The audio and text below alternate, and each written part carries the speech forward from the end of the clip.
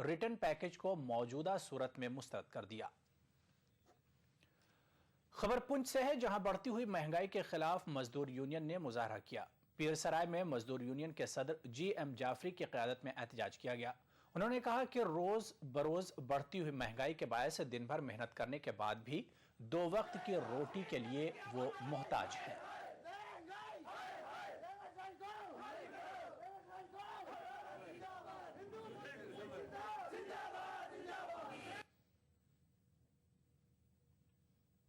उधर भारतीय जनता पार्टी की इकाई ने महंगाई और रिश्वतखोरी के खिलाफ प्रीतम पार्क के बाहर सरकार के खिलाफ धरना दिया। इस धरने में बड़ी तादाद में भारतीय जनता पार्टी के कारकुनों ने हिस्सा लिया और सरकार के खिलाफ नारेबाजी की। आप ये लोग बयान का जिसका नाम जिक्र अब यहाँ पर चलता है, जो गाँव के लोग फारूक अब्दुल्ला जी वो कहते हैं 1 रुपए में आदमी का जो पेट। थमाया हॉल बारामुल्ला में क्विज मुकाबले का इनेकाद किया गया। मुकाबले में 6 स्कूलों के बच्चों ने हिस्सा लिया, जबकि मुकाबले को देखने के लिए 10 स्कूलों के तलबा मौजूद थे। इस मौके पर बड़ी तादाद में आम लोग, फौजी ओहदेदार और असातिज़ा भी मौजूद थे। मुकाबले में शिरकत करने वाले तलबा ने कहा कि इस तरह के प्रोग्रामों से उन्हें काफ़ी फ़ायदा पहुँचता है। तलबा ने मुस्तकबिल में भी इस तरह के मज़ीद प्रोग्राम मुनक्किद करने की मांग की।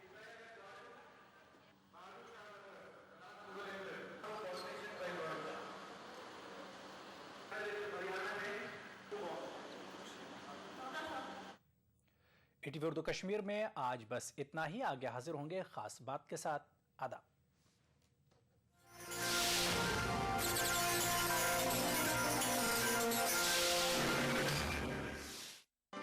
कश्मीर बुलेटिन को पेश करने में ताउन किया बंगर सीमेंट, सस्ता नहीं सबसे अच्छा।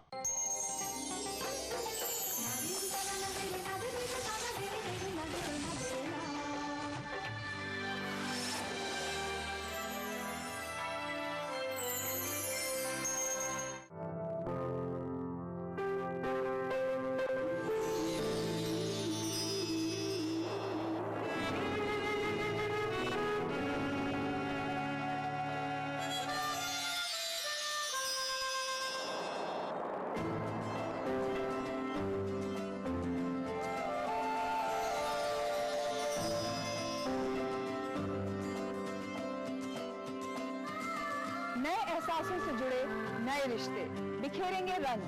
जिंदगी लाइव सीजन 5 इतवार दोपहर 12 बजे और शनिवार दोपहर 12:30 बजे। तमाम रोशनी के बीच जिसने पल के नहीं झपका, जो लगातार चला रेड कारपेट पर बिना विश्वास डगमगाए, जिसकी शोहरत ने छुआ बुलंदियों को पूरे हफ्ते। मैं पराग छापे कर उस कार को लाऊंगा आप तक। दिल से इतवार सुबह 11 बजे और पीर सुबह 11:30 बजे। ETV उर्दू पर अगला प्रोग्राम। खास बात को पेश करने में ताउन कर रहे हैं Shri ultra red oxide, Bharat का एकमात्र जंग रोधक सीमेंट।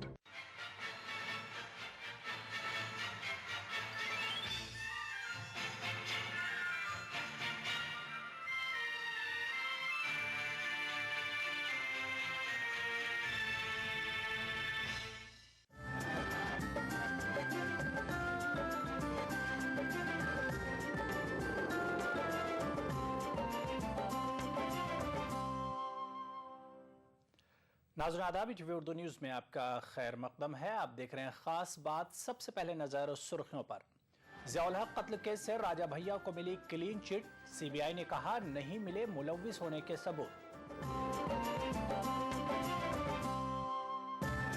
NCPL के बच्चों की मैगजीन का मरकजी वजीर जितिन प्रसाद के हाथों हुआ रस्म इजरा। जितिन प्रसाद ने उर्दू के फरोग के लिए NCPL की सताइश की।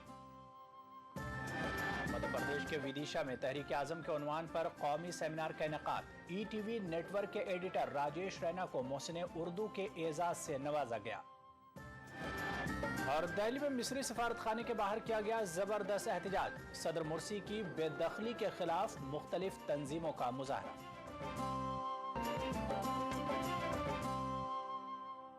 सबसे पहले खास बात की बड़ी खबर।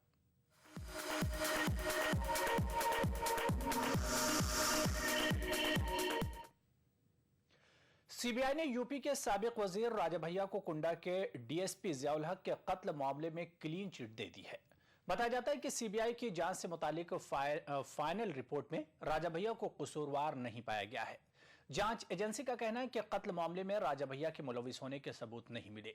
सीबीआई ने इस मामले में मुलजिम बनाए गए गुलशन यादव, हरिओम श्रीवास्तव, गुड्डू सिंह और रोहित सिंह को भी इल्जामात से बरी कर दिया है। जिस दिन ये दुर्भाग्यपूर्ण घटना हुई उस दिन से हम लोग बराबर कहते रहे हैं कि इस घटना की सीबीआई जांच होनी चाहिए और उस जांच को हम सभी लोगों ने फेस किया, एक एक प्रश्न का सामना किया और बाद में जब सीबीआई ने ये कहा कि आप पॉलीग्राफी और नार्को ये इसके लिए आपकी सहमति, तो उसकी सहमति भी हमने दी, लिखित दी और कोर्ट जा कर के दी और वो इसलिए दी ताकि सच्चाई सामने आए। तो आज निसंदेह हमारे लिए बड़ा सौभाग्य का दिन है कि सच्चाई सामने आई, दूध का दूध पानी का पानी हुआ है। आईएएस अफसर दुर्गा शक्ति के मामले पर उत्तर प्रदेश हुकूमत अपने कदम पीछे हटाने को तैयार नहीं है। वज़ीर आला अखिलेश यादव ने दुर्गा शक्ति के खिलाफ कार्रवाई को सही ठहराया है। अखिलेश यादव का कहना है कि रियासत का फिरकावाराना माहौल बिगाड़ने वालों के खिलाफ सख्त कार्रवाई की जाएगी। का मामला नहीं था जिसकी वजह से कार्रवाई हुई है। जितनी जिम्मेदारी सरकार की है और सरकार के साथ साथ जितनी जिम्मेदारी अधिकारियों को होनी चाहिए, अगर कहीं किसी तरह का सद्भावना या आपस में भाईचारा के खिलाफ या वातावरण को खराब करने का कोई प्रयास करेगा या किसी के काम से वातावरण खराब होता है तो सरकार उसके खिलाफ कार्रवाई करेगी। उन गांवों के लोगों से आपको जानकारी करनी चाहिए। जो मुस्लिम परिवार के गरीब लोग जो चंदा लेकर के अपनी मस्जिद बनाना चाहते थे, दीवार बनी थी और बिना किसी के राय मशवरे के और आपने पूरा का पूरा निर्णय ले लिया और वहाँ पूरा का पूरा माहौल खत्म कर दिया। और मान लीजिए तमाम ऐसे प्रयास कर रही हैं ताकतें कि उत्तर प्रदेश में माहौल खराब हो, वो आप लगातार जानते हैं। कुछ उसको माहौल को खराब करते हैं और कुछ माहौल में उसमें आगे बढ़ करके और उसको आग देते हैं। तो कहीं ना कहीं अगर कोई ऐसा अधिकारी, और शुरू से हम लोग कहते आए हैं कि जितनी जिम्मेदारी सरकार की है उसके साथ साथ जिम्मेदारी अधिकारियों की भी है जो जमीन पर हैं, उनको भी जिम्मेदारी से काम करना पड़ेगा। और कार्रवाई हुई है, सरकार ने ठीक कार्रवाई की है। इंडियन मुजाहिदीन के ताल्लुक से कांग्रेस के तर्जुमान शकील अहमद के बयान को जमाते इस्लामी ने मुस्तरद कर दिया। जमाते इस्लामी ने इंडियन मुजाहिदीन और तमाम बड़े हमलों के बारे में व्हाइट पेपर लाने का मुतालबा किया। जमात ने शकील अहमद को खत लिखकर कहा कि वो अपनी सियासत के लिए मुसलमानों को बलि का बकरा बना रहे हैं और आम आदमी के मसाइल से सबकी तवज्जो हटाना चाहते हैं। साहब से ये बात कही है कि ये बात मुसलमान ही नहीं, यहाँ के ह्यूमन राइट्स एक्टिविस्ट भी कहते रहे हैं कि हर इंसिडेंट जो टेररिस्ट से मुताल्लिक होती है उसका इल्ज़ाम आईएम पर डाल देते हैं, इंडियन मुजाहिदीन पर डाल दिया जाता है और बस बात ख़त्म हो जाती है।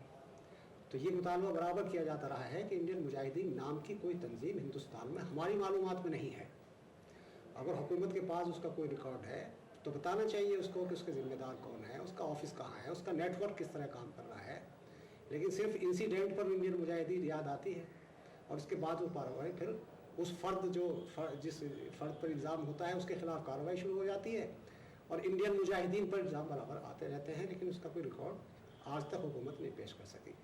तो डॉक्टर शकील साहब ने जो ये बात कही है कि गोधरा के बाद या गुजरात के फसादात के बाद आईएम वजूद में आई, हमने डॉक्टर शकील साहब को ये लिखा है कि इससे तो गोया आप ये तस्लीम कर रहे हैं कि उसका वो वजूद है, हालांकि उसका वजूद ही नहीं है सिरे से और हुकूमत आज तक उसका ना ऑफिस बता सकी ना जिम्मेदार बता सकी। तो हमने उनसे हमने ये लिखा है कि ये बात सही नहीं है आपकी, ये तो मुसलमानों पर एक तरह का इल्ज़ाम है और हुकूमत अपनी जिम्मेदारी से बचना चाहती है। कौमी कौंसिल बराए फ़रोग़ उर्दू ज़बान ने उर्दू दां बच्चों को मैगजीन का तोहफ़ा पेश कर दिया है। दिल्ली में आज वज़ीर ममलिकत बराए फ़रोग़ इंसानी वसाइल जितिन प्रसाद ने बच्चों के रिसाले की दुनिया को लॉन्च किया है। फ़रोग़ इंसानी वसाइल के दफ्तर में हुई एक तकरीब में NCPL और वजारत के लोगों ने शिरकत की। इस मौके पर कौंसिल के डायरेक्टर ख्वाजा मोहम्मद इकरामुद्दीन ने कहा कि मौजूदा वक्त में साले इक़दार और एंटरटेनमेंट की मिली जुली शक्ल से बच्चों और समाज को कौंसिल तोहफा देना चाहती है। ये टॉपिक क्या है? ये बच्चों के प्रमोशन ऑफ उर्दू के लिए ही खास तवज्जो दी जा रही है और ये भी मालूम है कि टेक्नोलॉजी का दौर आया हुआ है, मगर किताबें ऐसी चीज़ें हैं जिनका दौर कभी ख़त्म नहीं होगा। तो कोशिश है NCPL की तरफ से कि उर्दू को बढ़ावा दिया जाए और ख़ास तौर से बच्चों को तालीम जो मिले उसमें उनको इन पुस्तकों की तरफ से मनोरंजन के तौर पे और कंबाइन करके उर्दू का भी बढ़ावा हो और साथ साथ सीखने को इतिहास और तमाम चीज़ें इस पुस्तक में। ये बहुत खुशी की बात है कि इस उर्दू काउंसिल का जो ये रसाला है बच्चों की दुनिया, इसे आज हमारे वज़ीर जनाब जितिन प्रसाद साहब ने रिलीज़ किया है। हम उनका शुक्रिया अदा करते हैं। हम इस रसाले के ज़रिए बच्चों को एक मोरल एजुकेशन देना चाहते हैं और बच्चों के इंटरटेनमेंट के लिए आज के दौर में किसी चीज़ की कमी नहीं है, लेकिन एक साले कदर के साथ और एक बहुत ही हेल्दी कंटेंट अगर आप प्रोवाइड करते हैं तो मेरा ख्याल से ये सोसाइटी को सबसे बड़ा आप एक तोहफ़ा देंगे, बच्चों को सबसे बड़ा तोहफ़ा देंगे। आज बहुत सारी चीज़ें मौजूद हैं इंटरटेनमेंट के लिए, लेकिन रसाला और बच्चों के लिए जिसमें मोरल कहानियाँ हो, जिसमें आपकी हिस्ट्री हो, जिसमें आपका कल्चर हो, आपकी तारीख़ हो, ऐसी चीज़ों की ज़रूरत थी। उन कमी को दूर करने के लिए हमने ये रसाला निकाला है और हमें उम्मीद है कि जितने भी बच्चों के रसाले निकल रहे हैं उनमें काउंसिल का ये रसाला सबसे अहम रसाला होगा। मध्य प्रदेश के विदिशा में यूनाइटेड मुस्लिम फोरम के ज़ेर-ए-एहतमाम एक रोज़ा कौमी सेमिनार मुनक़्क़िद हुआ। इस सेमिनार में उत्तर प्रदेश के काबीना वज़ीर आज़म खान, राज्यसभा के रुकन चौधरी मुनव्वर सलीम के अलावा मुल्क के मुमताज़ सहाफ़ियों ने शिरकत की। सेमिनार की सदारत ETV network editor Rajesh Raina ने की। इस मौके पर राजेश रैना की उर्दू खिदमात का एतराफ़ करते हुए उन्हें मोहसिन उर्दू के एजाज़ से नवाजा गया।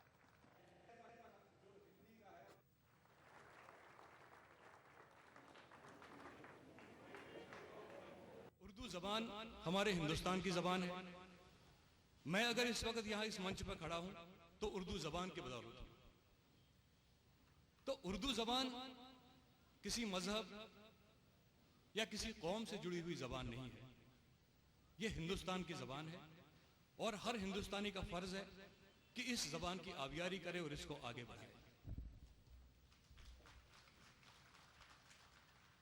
तो उर्दू के हवाले से आज जो मैंने ये मंच देखा अखबारों का, उस पर मेरे दोस्त तहसीन मुनव्वर ने एक शेर लिखा है। आज़म खान साहब की तवज्जो चाहूंगा इस शेर पे। सुन ले ए सरकार बहुत जरूरी है, सुन ले ए सरकार बहुत जरूरी है, तेरा मेरा प्यार बहुत जरूरी है, चाहे बिछाकर चटनी रोटी खा लेना, चाहे बिछाकर चटनी रोटी खा लेना, उर्दू का अखबार बहुत जरूरी है। मिस्र में सदर मुर्सी को हटाने के खिलाफ दिल्ली के मिस्री सिफारत खाने के बाहर जबरदस्त एहतजाज मुजाहरा किया गया। Egypt solidarity forum, student Islamic organisation और वेलफेयर पार्टी ऑफ इंडिया के अलावा दीगर तंजीमों की जानिब से मुजाहरे का एहतमाम किया गया। मुजाहिरीन ने मुर्सी की बहाली और फौजी हुकूमत को बर्खास्त करने का मुतालबा किया। मिस्री सफीर को मेमोरेंडम पेश करते हुए मुतालबा किया कि मिस्र की जमहूरी हुकूमत को बहाल किया जाए।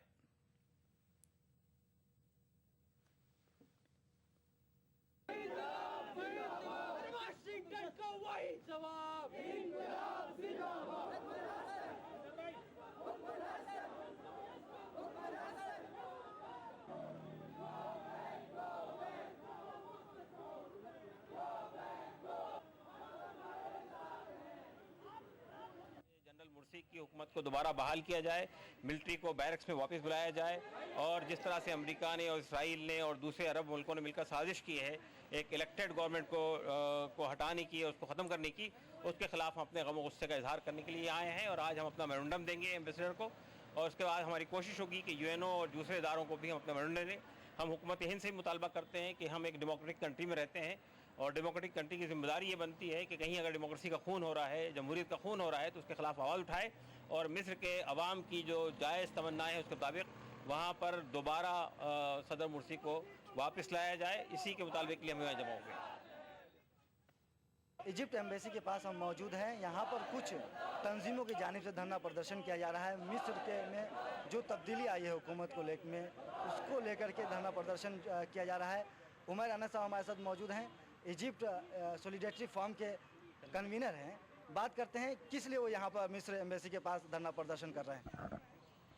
देखिए, ये आपको मालूम है कि हमारा देश और मिस्र के ताल्लुकात हमेशा बहुत अच्छे रहे हैं और जब 25 जनवरी 2011 को वहाँ पर सबसे बड़ा रिवॉल्यूशन आया था तो उस रिवॉल्यूशन को सबसे पहले हिंदुस्तान की जनता ने उसको समर्थन किया था और हम इसी एम्बेसी के सामने 30 जनवरी को हम यहाँ पर अपने सभी लोगों को लेकर के आए थे और ये सब हमने 2011 में जब हुस्नी मुबारक को यहाँ से हटाया गया तब हमने अपना समर्थन यहाँ पर व्यक्त किया था।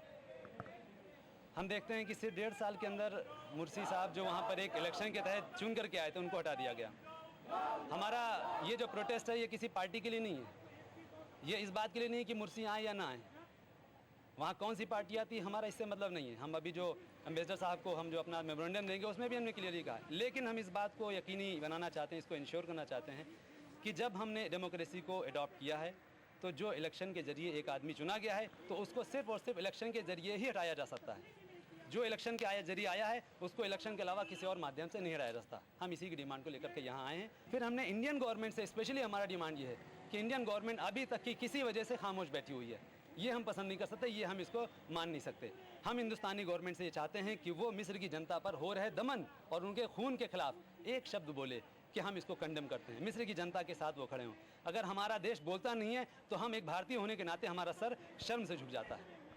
शुक्रिया उमर साहब। जहां एहतजाजियों का ये मांग है कि मुर्सी को दोबारा बहाल किया जाए, उसको सदर बनाया जाए, वहीं दूसरी जानिब ये भी मांग किया कि हुकूमत हिंद को इसमें कहीं ना कहीं मदाखलत करते हुए कुछ न कुछ बोलना चाहिए। दिल्ली से ईटीवी के लिए कैमरामैन चंदर पटवाल के साथ।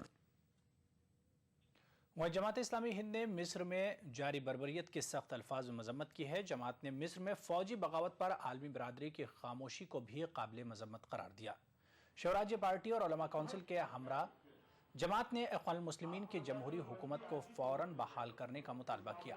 जमात ने इस मामले में हिंदुस्तान में मिस्री सफीर को मेमोरेंडम देने का भी फैसला किया है। समाजी कारकुनान ने मिस्र में फैली बदअमनी के लिए अमरीका और इसराइल को जिम्मेदार करार दिया है।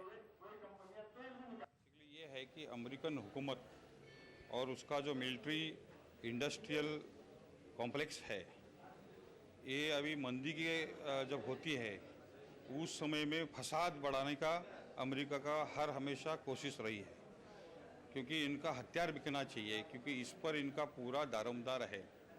जैसे कि बड़े बड़े अमेरिकन कंपनीज है, जैसे फोर्ड है। खास बात में फिलहाल लेंगे छोटा सा ब्रेक, जल्द हाजिर होंगे।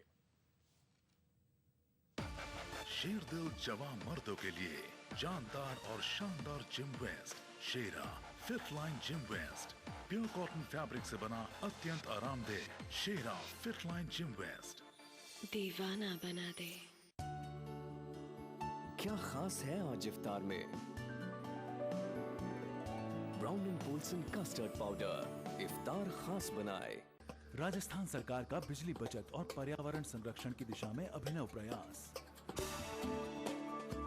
मुख्यमंत्री बिजली बचत लैंप योजना के तहत वर्ष 2013-14 की बजट घोषणा अनुसार 100 करोड़ की लागत से 2 CFL का 27 जून से 31 अगस्त 2013 तक 53 लाख परिवारों को निशुल्क वितरण, जिससे ग्रामीण क्षेत्र के 47 लाख तथा शहरी क्षेत्र के 6 लाख BPL एवं छोटे घरेलू उपभोक्ताओं को लाभ होगा। साथ ही CFL के प्रयोग से लगभग 92 करोड़ 75 लाख यूनिट बिजली की वार्षिक बचत होगी। कैंप में वितरित की जा रही 20 वॉट की CFL 100 वॉट के परंपरागत बल्ब के समान रोशनी देगी। प्रत्येक उपभोक्ता द्वारा 2 CFL का प्रयोग करने से औसतन 175 यूनिट बिजली की वार्षिक बचत होगी। मुख्यमंत्री बिजली बचत लैंप योजना में CFL का वितरण ग्रामीण क्षेत्र में पंचायत और राजीव गांधी सेवा केंद्र एवं शहरी क्षेत्र में सहायक अभियंता कार्यालय में किया जा रहा है। मुख्यमंत्री बिजली बचत योजना के तहत 2 CFL निःशुल्क बांटी जा रही है, जिससे बिजली की बचत होगी। BPL हो चाहे APL हो, स्टेट BPL हो, बिजली का बिल जिनके नाम से है, जो कनेक्शन है, उन्हीं को सबको दिया जा रहा है। यहाँ पे क्या है, मुख्यमंत्री बिजली बचत योजना के तहत CFL वितरित की जाएगी। इससे पता लगा कि इससे बिजली बचत होती है, उससे बिल भी कम आएगा। बचत बिजली की, संरक्षण पर्यावरण का, ऊर्जा विभाग राजस्थान सरकार द्वारा जनहित में प्रसारित। इस ईद वेस्टर्न यूनियन और चेन्नई एक्सप्रेस पेश करते हैं 10 गुना मनी ट्रांसफर। वेस्टर्न यूनियन द्वारा पैसे पाइए और पाइए उससे 10 गुना ज्यादा पैसे जीतने का मौका।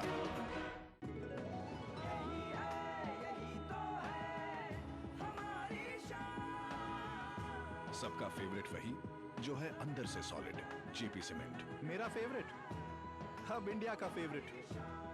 राजस्थान सरकार के 4.5 साल बेमिसाल आवासन मंडल ने भी किया कमाल। राज्य भर में 25,000 से ज्यादा मकानों का कुशल इंजीनियरों की देखरेख में निर्माण कर हर वर्ग के साथ ही गरीबों को भी दी अपने घर की सौगात। मंडल की हर कॉलोनियां सभी मूलभूत सुविधाओं से युक्त, हरे भरे पेड़ों से आच्छादित और प्रदूषण मुक्त। मकानों की गुणवत्ता को जांचने के लिए हर जगह परीक्षण केंद्र, आवंटी की समस्याओं के निदान के लिए बनाया नागरिक सेवा केंद्र। आवासन मंडल का यही है सपना, हर व्यक्ति का आवास हो अपना। एक्वालाइट परिवार की तरफ से आप सबको रमजान मुबारक।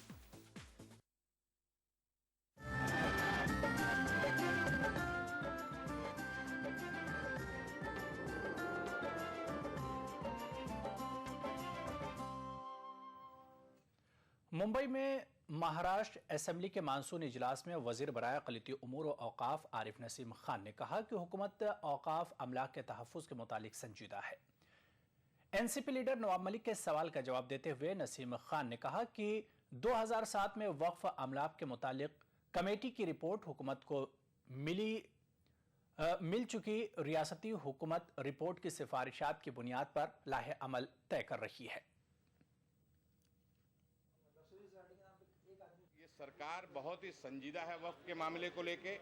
वक्फ बोर्ड की एक एक जमीन की हिफाजत करना सरकार की, हमारी सबकी वक्फ बोर्ड की पूरी जिम्मेदारी है और ये कोशिश की गई है कि वक्फ बोर्ड की 1 इंच जमीन भी केंद्रीय कायदा आने के बाद कहीं भी आज तक गया नहीं है ऐसी शिकायत। उल्टा जितनी भी पहले मराठवाड़ा वक्फ बोर्ड रहते हुए जो जमीनें काबिज की गई थी, ऐसी 525 एकड़ से ज्यादा जमीन पिछले 4 सालों में खाली कराने में वक्फ बोर्ड और सरकार कामयाब रही है।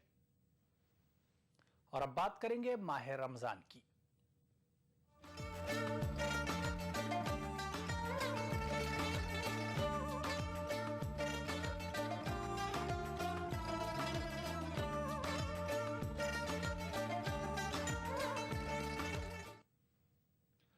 मरकजी वजीर कपिल सिब्बल की जानिब से इफ्तार पार्टी का एहतमाम किया गया। इफ्तार पार्टी में एनसीपीएल के डायरेक्टर ख्वाजा इकरामुद्दीन के अलावा मुतादिद मोअज़्ज़ज़ शख्सियात ने शिरकत की। इफ्तार पार्टी में रोजादारों की कसीर तादाद ने शिरकत की।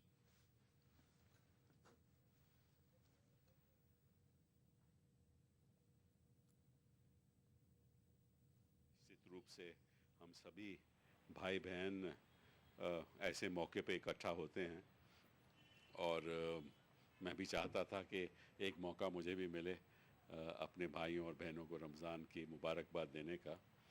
तो आज इसीलिए इफ्तार का मौके पे हमने मुबारकबाद दी है सबको और यही भाईचारा हम चाहते हैं चलता रहे और यही हमारी संस्कृति है और यही हमें संस्कृति ने सिखाया है। जमात इस्लामी की स्टूडेंट विंग एसआईयू की जानिब से लखनऊ में रोज़ा इफ्तार की दावत दी गई। इसमें शहर के मुअज़्ज़ज़ हज़रात के अलावा रोज़ेदारों ने बड़ी तादाद में शिरकत की।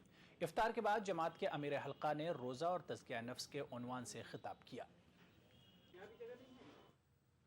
कानपुर में ऑल इंडिया मेडिकल एसोसिएशन की तरफ से इज्तिमाई रोज़ा इफ्तार पार्टी का इनेकाद किया गया। इफ्तार में बड़ी तादाद में डॉक्टरों ने शिरकत की। इज्तिमाई रोज़ा इफ्तार में आईएमए के ओहदेदारों के अलावा शहर के सीनियर सर्जन, फिजिशियन और सरकारी मेडिकल अफसरान शामिल हुए। आईएमए के सदर डॉक्टर अलका शर्मा का कहना था कि वो इफ्तार के जरिए मुख्तलिफ मज़ाहिब के डॉक्टरों को एक साथ मिल बैठने का मौका फराहम करना चाहती हैं।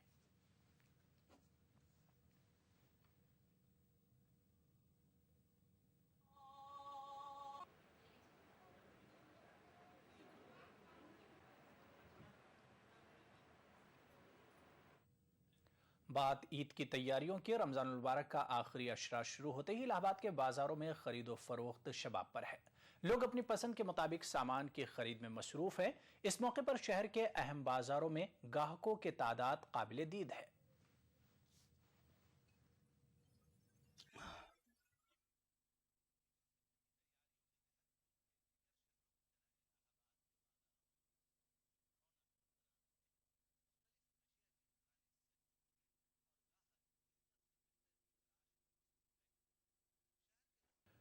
सिवैयों के बगैर ईद का मजा फीका रहता है, लेकिन इस बार सिवैयों पर भी महंगाई के बादल छाए हुए हैं। लखनऊ के बाजारों में तरह तरह की सिवैयां दस्तयाब हैं, लेकिन खरीदार कम दिखाई दे रहे हैं। लखनऊ में रमजान के आखिरी अशरे के साथ ईद की खरीदारी जोरों पर है, लेकिन अमीनाबाद के सेवई बाजार में सन्नाटा है। सिर्फ इक्का दुक्का खरीदार ही नजर आ रहे हैं। दुकानदारों के मुताबिक इस साल महंगाई का असर साफ दिखाई दे रहा है। महंगाई का तो असर होएगा ही। जो 2 किलो लेना चाहता है वो 1 किलो में काम चलाता है। दुकान जो है इस वक्त खाली हो जाना चाहिए, सेल नहीं है। अब पहले समय 30 रुपए किलो बिकती थी, आज 40 रुपए किलो बिक रही है। तो महंगाई के हिसाब से जैसी महंगाई होगी उसी के हिसाब से समय बिकेगी। मुतवस्सित और गरीब तबका महंगाई से सबसे ज्यादा मुतासिर है। महंगाई ने खवातीन का घरेलू बजट बिगाड़ दिया है, लेकिन त्योहार की तैयारी तो जैसे तैसे सबको करनी ही है। महंगाई तो है, लेकिन त्योहार भी है, इंसान को अपना त्योहार तो मनाएगा ही, लेकिन थोड़ा कम में वो करता है, फिर वैसे ही वो करता है। बच्चों के कपड़े लत्ते बनाना तो है ही है। महंगाई तो है, खैर महंगाई उन्हीं लोगों के लिए है जो गरीब हैं बेचारे। लखनऊ के दीगर बाजारों में भी महंगाई का असर दिखाई दे रहा है। बाजारों में गहमा-गहमी तो खूब है, लेकिन खरीदारों की कमी है। ETV news, Lucknow. अजमेर में माह सियाम के दौरान दरगाह गरीब नवाज रहमतुल्लाह अलैह में मुख्तलिफ मकामात पर सहरी का इंतजाम किया जाता है। बड़े पीर की पहाड़ी पर तोप दागने के साथ ही सहरी का सिलसिला शुरू हो जाता है। खुदाम ख्वाजा की जानिब से मुनक्किदा इस सहरी में बड़ी तादाद में रोजेदार शिरकत करते हैं। हजरत अली रज़ी अल्लाह अन्हु की यौम शहादत के मौके पर अजमेर में दरगाह गरीब नवाज रहमतुल्लाह अलैह में यौम अली रज़ी अल्लाह अन्हु मनाया गया। इस मौके पर मौलाई कमेटी की जानिब से मनक़बती मुकाबले का इनेकाद अमल में आया। मुकाबले में 1 दर्जन से ज्यादा सनाख्वानों ने हिस्सा लिया और मौलाए कायनात की शान में कलाम पेश किया।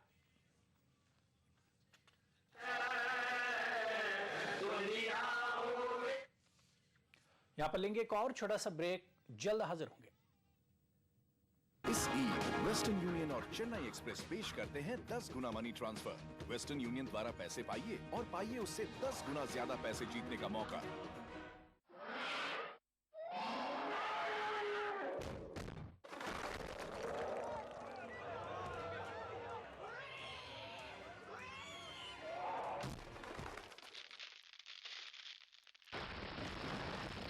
सीमेंट, सस्ता नहीं, सबसे अच्छा। स्वस्थ कल की शुरुआत किशोर किशोरियों के लिए साप्ताहिक आयरन और फॉलिक एसिड अनुपूरण कार्यक्रम। इस वर्ष प्रदेश के स्कूली एवं गैर स्कूली 44 लाख छात्र छात्राएं 10 से 19 वर्ष तक के बालिकाओं और 6ठी से 12वीं कक्षा तक के छात्र छात्राओं को साप्ताहिक आधार पर शिक्षकों और आंगनबाड़ी कार्यकर्ताओं द्वारा आयरन और फॉलिक एसिड की अनुपूरण खुराक दी जाएगी। ये गोलियां पूर्ण सुरक्षित हैं। भूखे पेट न लें, चबाकर न खाएं। नाश्ते या खाने के बाद ही आयरन की गोली लें। इस ईद वेस्टर्न यूनियन और चेन्नई एक्सप्रेस पेश करते हैं 10 गुना मनी ट्रांसफर। वेस्टर्न यूनियन द्वारा पैसे पाइए और पाइए उससे 10 गुना ज्यादा पैसे जीतने का मौका। राजस्थान सरकार के 4.5 साल बेमिसाल आवासन मंडल ने भी किया कमाल। राज्य भर में 25,000 से ज्यादा मकानों का कुशल इंजीनियरों की देखरेख में निर्माण कर हर वर्ग के साथ ही गरीबों को भी दी अपने घर की सौगात।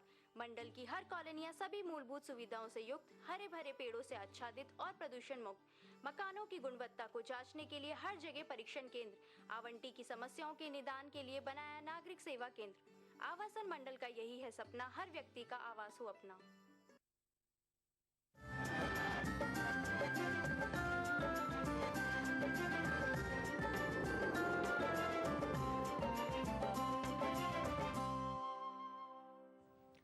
कानपुर के मशहूर टोपी बाजार को यूं तो एक तारीखी हैसियत हासिल है, लेकिन रमजान और ईद के मौके पर टोपी बाजार के रौनक में और इजाफा हो जाता है। यहाँ के बाजार में मकामी कारीगरों की बनाई हुई टोपियों के अलावा बैरून मुल्क की टोपियों की जबरदस्त मांग होती है। तुर्की, इंडोनेशिया, मलेशिया और बांग्लादेश की बनी हुई टोपियों का तो लोग इंतजार करते हैं। कानपुर का मशहूर टोपी बाजार तकरीबन 100 साल पुराना है। ये बाजार उस वक्त कायम हुआ था जब सर पर टोपी पहनना महज़िब होने की निशानी समझा जाता था, लेकिन वक्त गुजरने के बावजूद इस बाजार की अहमियत में कोई कमी नहीं आई। रमज़ान और ईद के मौके पर यहाँ आज भी आपको तरह तरह की टोपियाँ मिल जाएंगी। इनमें मुकामी कारीगरों से लेकर बैरून मुल्क में पहनी जाने वाली टोपियाँ भी शामिल है। जिनको खरीदार बड़े शौक से पसंद करते हैं। मैंने पहले टोपी खरीदा था और उसमें तो काटन की टोपी